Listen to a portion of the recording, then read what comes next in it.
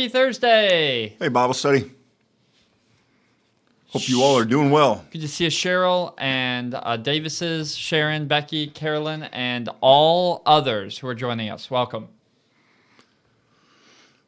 Well, closing out a week. Closing out a week. Yep. Not much going on. Love alls are painting. Jane's painting. Oh, yes. Today. Tell us about the kitchen project. Tell us about the color. It's coming along. Yes. I don't know. The color it's literally called grayish. Okay. The color is called grayish. Yeah. Hi there, Yulin. Speaking of gray, it's gray day today. Oh, it's gray day. Look at that. We didn't even plan that. It's just, Not everybody knows this. So the Lovells are painting their kitchen. Well, one of the Lovells wants the kitchen painted, and both of the Lovells are working on that project. And it looks good. Yeah, grayish is turns out. It was what color? It was kind of a orangish, like earth orange-ish, terracotta-ish. Yeah, I was gonna say like sort of a rich kind of brownish orange. Brownish orange, that's fair. More orange than brown, but yeah, it had that tone. Yeah, and so it's going to be grayish, which is going to be bright. How glossy is the paint? I don't know. Not very. Okay. Like kitchen glossy. Because in your kitchen, you want a little more gloss because it gets more stuff on it. Yeah, then you want to be able to wipe it off. Yeah, so it's, I don't know. A little bit. It used to be called eggshell. Now it's called something else. You're gonna bounce some light around then. That'll be good. It'll brighten up the space. Yeah. A little bit. I don't know. It's all, yeah. It's getting done. That's the main thing. And so kitchens are no fun to paint because everything is trim work. All the cabinets, upper, lower, all the little nooks and crannies, pull out the fridge, do all that stuff. Hey, Sherry. Hi, Sherry. Yeah. No, kitchen painting, of all the rooms to paint, I think kitchens might be the worst. But we ordered, and I'm a big fan, I ordered a trim brush, and it's round. Okay. But then comes to a point, and man, awesome. Makes the job? Well, for like up next to the ceiling and stuff, outstanding. Because we've tried all the things. We've tried the little pads with, and they work okay until paint gets on something and then they don't work anymore. Or if your ceiling's bumpy. Yep. The problem is our ceiling's white, and so now we have grayish, but on parts of the ceiling we also had orange. So now we have to intentionally paint gray over the orange on the white. Seems like a problem. I got out of some of it at noon, though, because I had to go get my driver's license renewed, which is good. By the way, if you haven't been to the DMV, it's awesome. You now have to call for an appointment, and when you have your appointment, in and out, 7 minutes. There you go. You heard it here. Not often do you hear praises for the DMV, so it's good to give those folks a little bit of a nod. Partly, Shelly Caskey was the one with me, so, I mean, I know Shelly, and she's awesome, but even so, in and out, happy about it, all done, over with, 7 minutes. It's a good Thursday. And that includes probably 3 minutes of visiting, chit-chat and whatnot. Because there's another person in the state with my name, and so she was asking me if I was aware of that. Is this individual able to have a driver's license? I don't think so. Yeah, I didn't. But she just said when she looked up the name to get my stuff ready, she was shocked. And I said, yeah, I've known that for a couple of years. There was another person. Right. So I kind of doubt that there's a Michael Gawecki, but I'd be willing to give it a run. I would have lost a bet of sizable proportion that there was another Clint Lovell. Yeah. Spelled the same? Yeah. No, I would have. Yeah, I would have. Yeah. Because I've not run into many Lovells, let alone other Clints, and so I would have lost to that bet. Gotta be careful. There you go. That's the lesson of the pre-Bible study. We're kind of far afield. If it's time to get your driver's license renewed, hurry up and do it before they go back to the old way. Which is amazing to me. Do it now. I was thinking about this. It's amazing that all these businesses 2 years ago were just running along, doing whatever they did, thinking that's the best way to do it. Yep. And now, because everything got scrambled, some of them are going, you know what?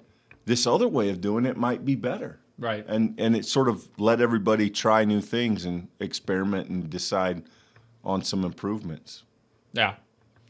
In fact, I've heard some industries where they found out, this isn't universal, but some industries I've heard that they found out when they went remote, they got more work done.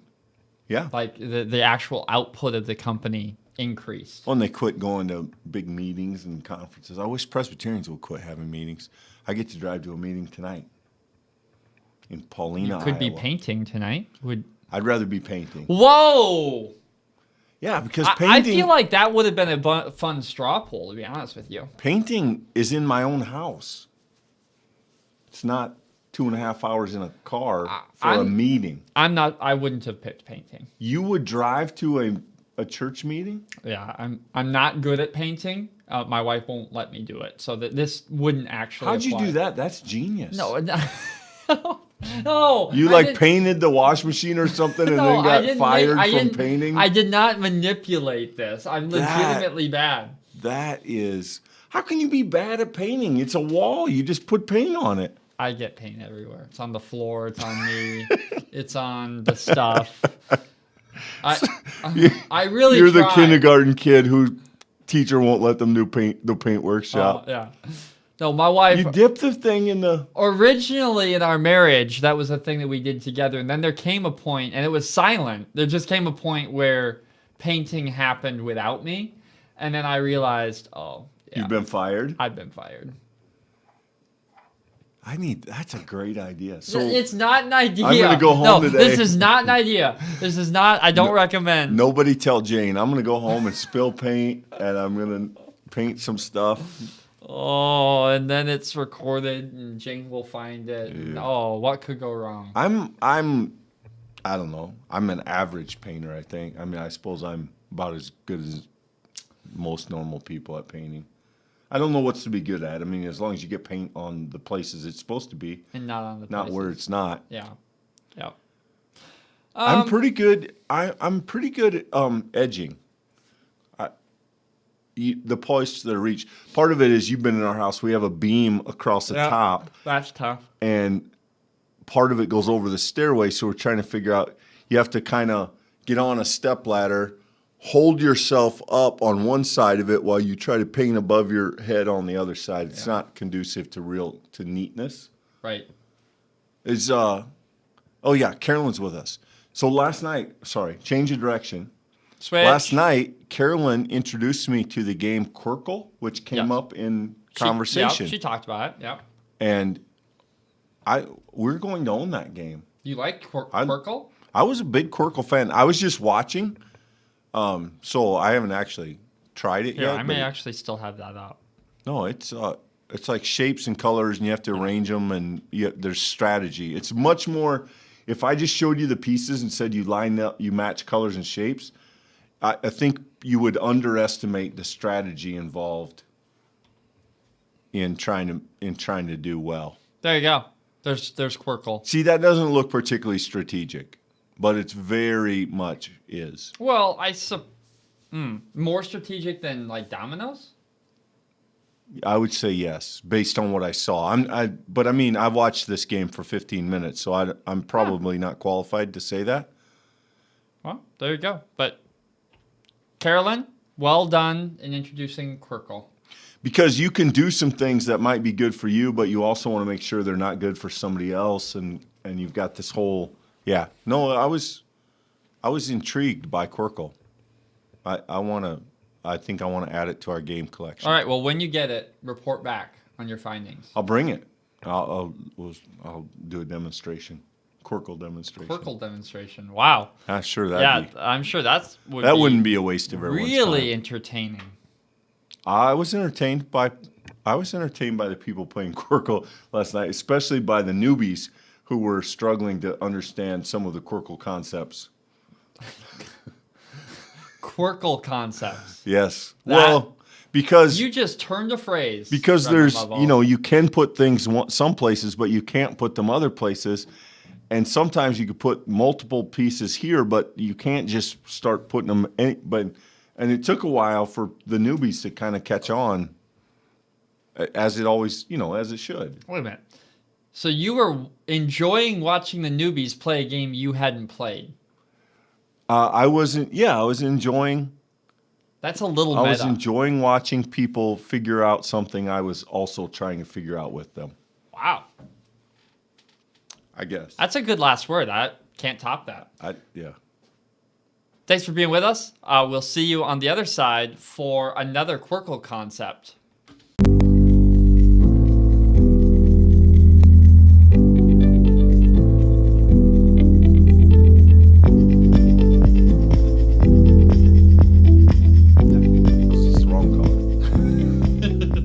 Really good.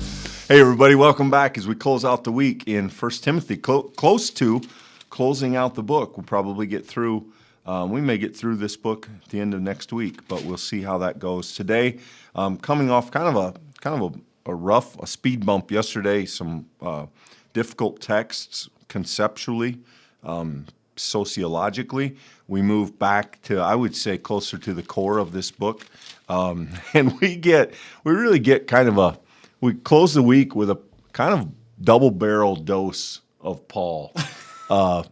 Paul has, he's a strong leader. He's an outspoken leader. He's talking to Timothy, but keep in mind that Paul undoubtedly knows this letter will be shared. It will be read in the church. I think he anticipates that. He may even be using that idea, to be honest. So let me jump in here. We're at the tail end of verse 2, which is really kind of part of verse 3, but we'll go from there. So teach and urge these duties.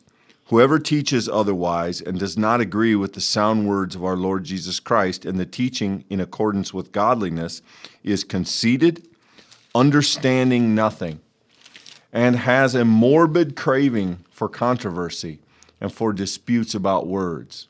From these come envy, dissension, slander, base suspicion, and wrangling among those who are depraved in mind and bereft of the truth, imagining that godliness is a means of gain. So, pretty hard to miss the fact that you've changed tone at that point. Paul tells Timothy, I want you to teach these. And remember, I do think these are public words. These are not exclusive to Paul and Timothy's conversation. This is going to be in the broader context of the church, and you have to kind of imagine it that way. Whoever teaches otherwise. That's essentially the summary here. Not whoever doesn't agree with the words of the Lord Jesus, and by implication, the teachings I've just laid out for you, is conceited. They are arrogant, and they understand nothing, and they have a morbid craving for controversy and dissension and dispute about words. So I don't know what to say about these words, Mike. I mean, Paul is he's certainly keeping nothing back here. He's not. There's nothing you need to decode in this. He's just saying, look, if you don't like it, and if you're causing trouble, and if you're teaching other things that aren't what I've just told you, you're conceited, you understand nothing, and you're just trying to stir the pot, which is not in keeping with trying to be the church. Pretty sharp edge. Yeah, you made the case, and I think it's worth noting at the early part of this conversation. It may seem to us like this is almost a schizophrenic turn in the text. It probably strikes us as coming from nowhere. If that's the case, then I would advise that maybe it would do us all well to slow down and to consider where we've been, because I think actually this very much fits the general thread that's been woven throughout this book. There has been a lot of critique levied in this book, even in the encouragement of Timothy, and I think we pointed out at different turns that even in encouraging Timothy, there is a form of critique against the opponent that is assumed in that. And here, following that day when we had talked about social interaction, and we talked about the difficulty in a contemporary reading of the instruction given to slaves. But here we suddenly have now continuing that kind of where the rubber meets the road conversation. very practical application. Paul then turns right here to say, if you are going to teach words that are not the sound words of the gospel, if you're going to, and this should bring back to mind that conversation about those sort of vain wonderings, or he also calls them those practices that are restricted, overly restrictive kinds of beliefs. If those things are the things being taught, then that is conceit. It understands nothing. It has a morbid craving for controversy. Now, yes, Clint, I do think there's a kind of bite to it.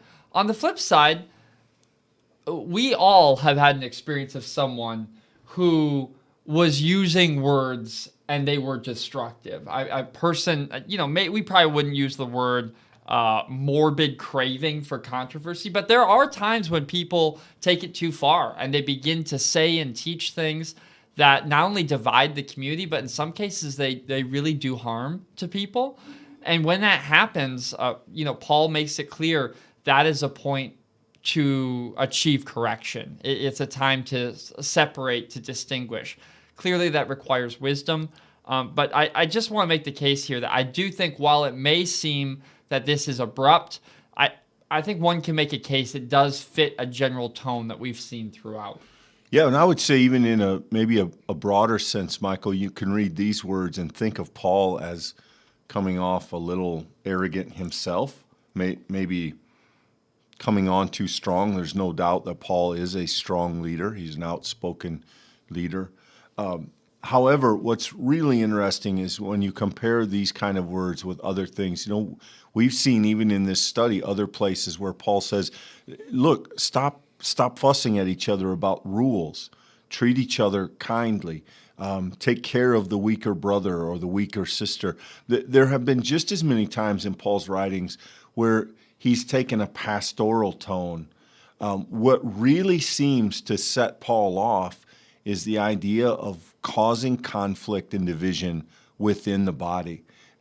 Paul often reserves his harshest criticisms for those who make the faith harder for others, who teach circumcision, who have this idea that they know the truth and that they want to add rules and burdens to people. And that just gets under Paul's skin in a way that nothing else really seems to do. And so, yes, Paul, if this is all you read of Paul, you would wonder, what do I make of this guy? But I think when you balance this with other things, you have to kind of admire a leader. There is a danger in being a leader who won't stand up to those who are causing issues. At some point, leadership will demand a difficult conversation with a difficult person.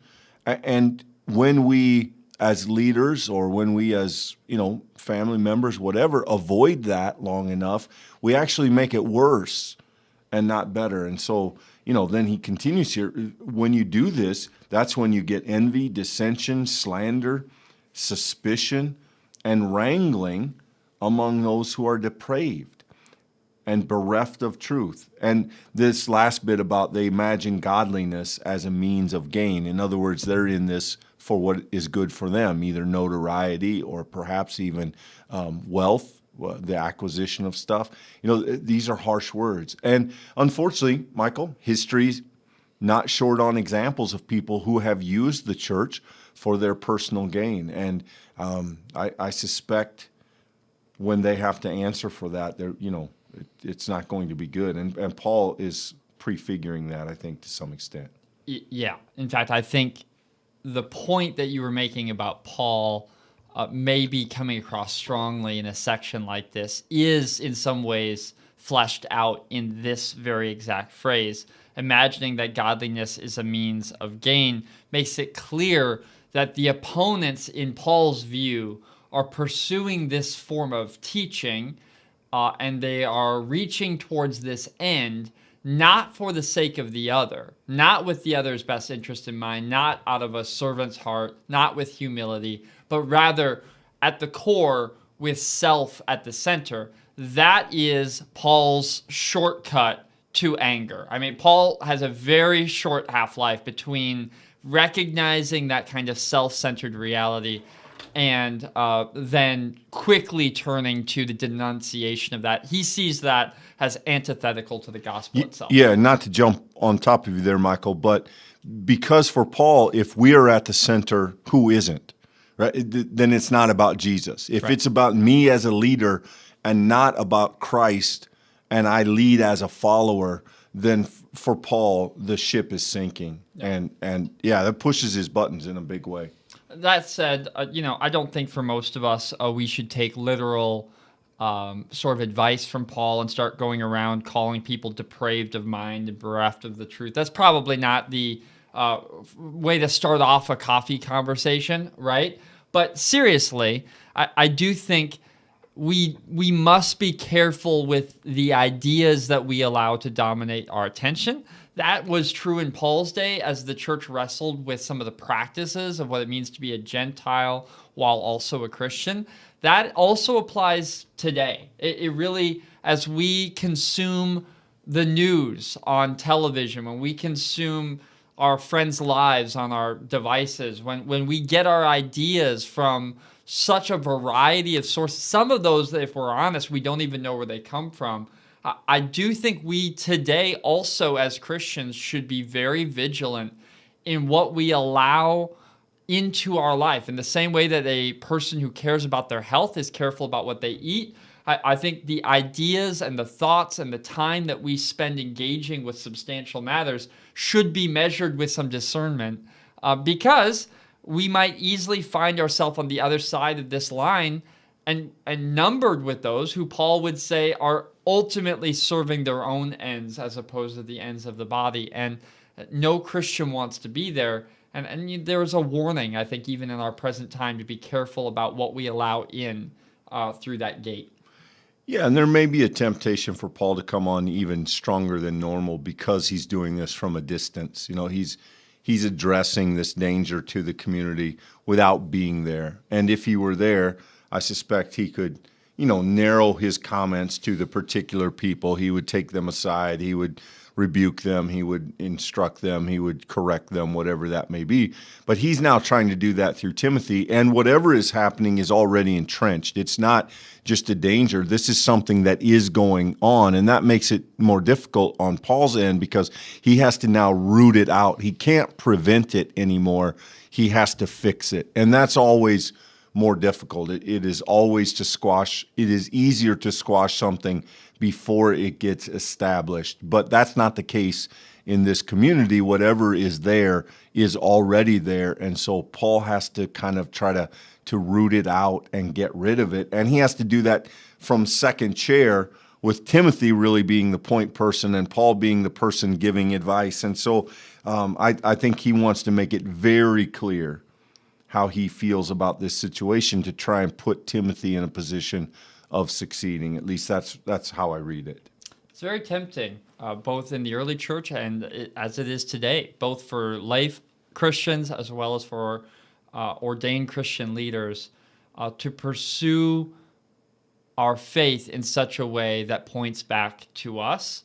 And I think Paul's very encouraging word that comes here in verse 6, of course, there's great gain in godliness combined with contentment, is an incredibly contemporary word for the church. That whenever you have a church leader in particular, it may be the easiest example, who is driven by the idea of numbers or success or influence or charisma or whatever that might be for the individual, great harm can be done very quickly for the sake of the church when a person is driven by that inner need, a kind of instability, a desire to reach or to grab.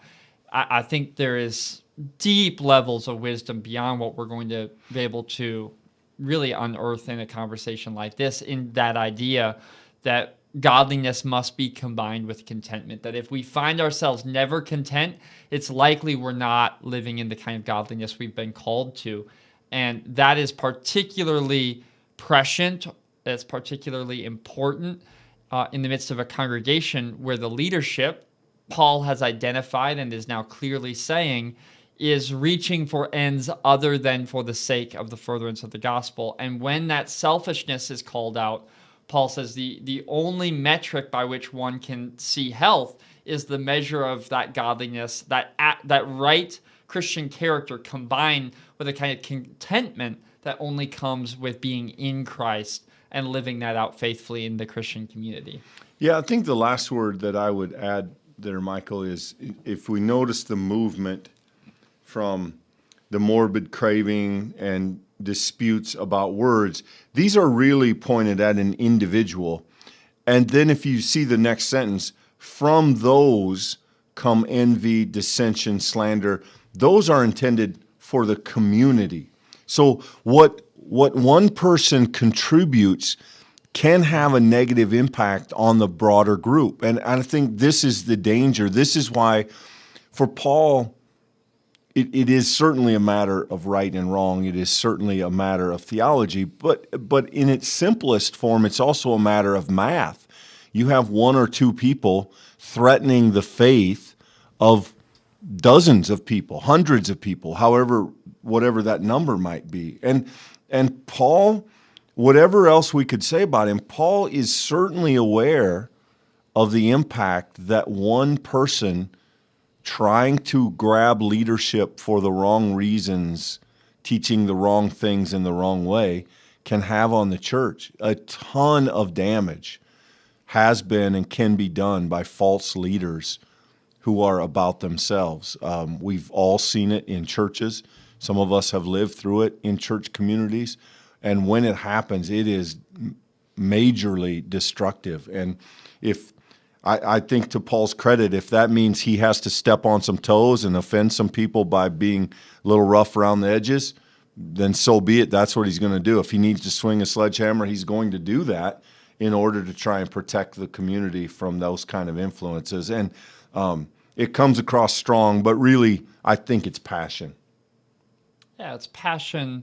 It's an awareness of what's at stake. Yeah. And, that may strike us as of high amplitude, if you let me say that. It may seem very intense, but that should, I think, bring with it a kind of critique of our own temptation to make church a place that always feels comfortable and that where we want to go and be with friends and be affirmed.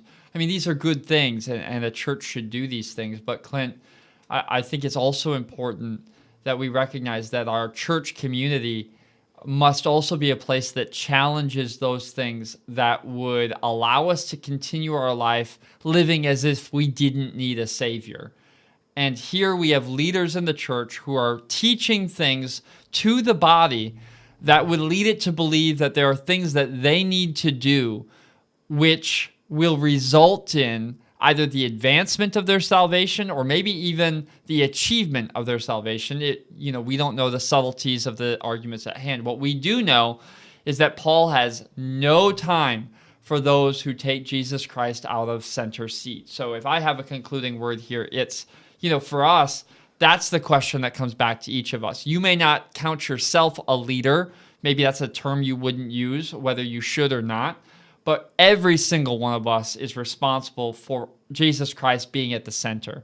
And in any way that we might entertain ideas or patterns or habits that revoke or reject or do not accept that, we are going to find ourselves outside the circle of grace that Paul believes is the lifeblood of the Christian faith. It's a measure of freedom and wholeness, not a kind of rejection of just, all of the things that you should do. It's not a list of moralisms. But for Paul, this is the center. And if we believe that the center is being rejected and say nothing, then we don't truly understand the depth and importance of that center. Yeah, I think we would be in error if we read these words as permission for us to talk this way to people we don't agree with. That's not what's happening here. Paul knows that these people teaching something other than the gospel are dangerous to the church, and as such, he has to pull the rug out from under them. He has to have the community know that they are dangerous. He has to expose their motives, and he has to level these charges at them in a way that the rest of the community will see and therefore have it will have an undermining effect on the influence and power of those people. This is not a pattern for the way the rest of us talk to each other when we don't get along, when we see things differently. That's not what's happening here. Paul is going after what he understands to be a deep threat, and he's doing it publicly so the church can be in on the conversation. And I think ultimately that's what's happening in the passage. It's a good conclusion. We want to thank you for joining us today for this conversation. If you haven't already, check out the new series that we just kicked off today, literally just released, called Stuff That Bugs Pastors. We promise it's not just us complaining. We hope you'll check it out and hope that if you find it interesting, you'll share it. But friends, have a great weekend, and we look forward to seeing you next week as we kick off our study and finish the first book of Timothy. Yeah, and just a word along those lines. We've not heard, to my knowledge, from anybody with suggestions of where we go from here. So if we don't hear, we'll probably move into 2 Timothy. If you have ideas of something else, just please let us know so we can have the conversation.